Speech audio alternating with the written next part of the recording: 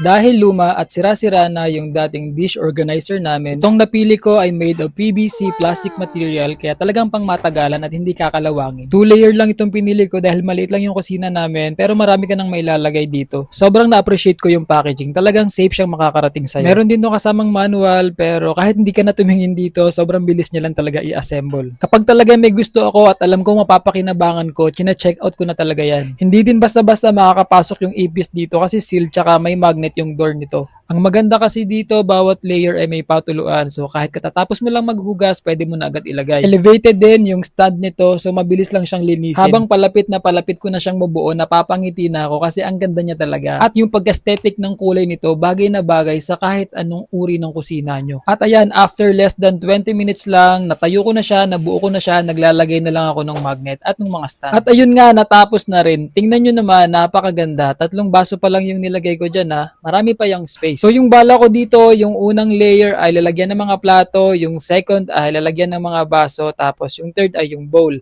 Yung sa gilid naman ito, pwede ka ding maglagay ng kahit ano kasi meron pa yan diyang lalagyan. So ayan, ang hirap kapag dalawa lang kayo ng kapatid mo sa bahay dahil pati lalagyan ng plato, ikaw na rin mag-iisip.